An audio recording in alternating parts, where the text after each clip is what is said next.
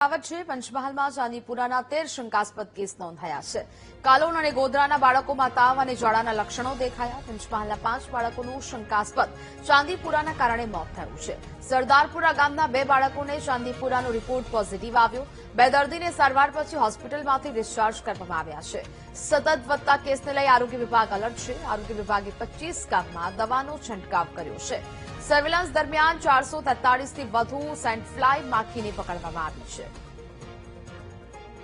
કૂતરાને એકદમ રાત્રે ઠંડી જેવું લાગ્યું તો મને કે દાદા બહાર જવું છે.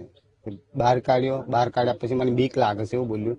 બીક લાગે છે કે જેવો એને માલિકને જો ને એ હમણાં બેહી જો ખોરામ બેહ્યા પછી એને ઝાડા ઉલટી જ ચાલુ થઈ. વાયરલ ફીવરના લક્ષણો હોય, સિવિયર હેડેક હોય અને સાથે સાથે ઉલટી વગેરે આવતી હોય, બોડી એક અને ફીવર આવતો હોય, સાથે સાથે એ બાળક અનકોન્શિયસ થઈ જતું હોય, એવા કેસીસ, શંકાસ્પદ કેસીસ 13 કેસીસ જોવા મળ્યા છે, જેમાંથી 2 કન્ફર્મ થયા છે, 2 ડેથ થઈ છે.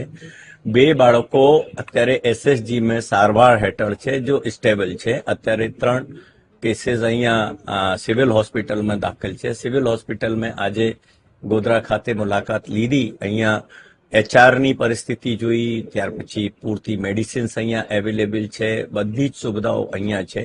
અમારી તમામ ટીમ મેમ્બર્સને એને સૂચના આપવામાં આવી કે એવા કોઈ બી શંકાસ્પદ દર્દી દેખાય તાત્કાલિક એની સારવાર આપણે કરવાની છે. પંચમહાલ જિલ્લામાં ચાંદીપુરમ વાયરસને લઈને હાહાકાર મચી ગયો છે. 4 જેટલા બાળકોના મોતના પગલે પંચમહાલ જિલ્લાનું આરોગ્ય તંત્ર જાગ્યું છે. હાલ જોવા જઈએ તો પંચમહાલ જિલ્લાના કાલોલ તાલુકાના ઘોડા ગામની સીમમાં છે. એક ઘોડા ગામમાં એક બાળકનું મોત થયું છે, ત્યારે ટીમ છે ઘટના સ્થળે આવી પહોંચી છે. ટીમના અલગ અલગ સભ્યોએ ચકાસણી કરવાની શરૂઆત કરી છે. કાલોલ તાલુકાના જે મુખ્ય અધિકારી જાતે પણ ઘટના સ્થળે આવી અને મુલાકાત રહે છે. જે કાચા મકાનો હોય છે, કાચા મકાનની મુલાકાત લીધી, કયા પ્રકારના જે લક્ષણોથી બાળકનું મોત થયું છે તેની ચકાસણી કરી રહ્યા છે.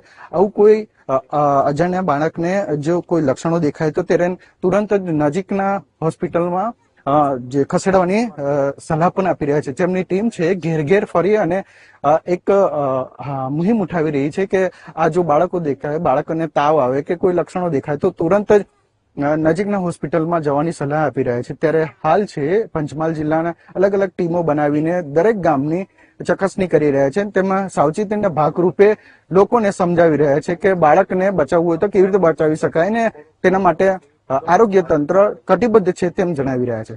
વિવેક સુથાર, વીટીવી ન્યૂઝ.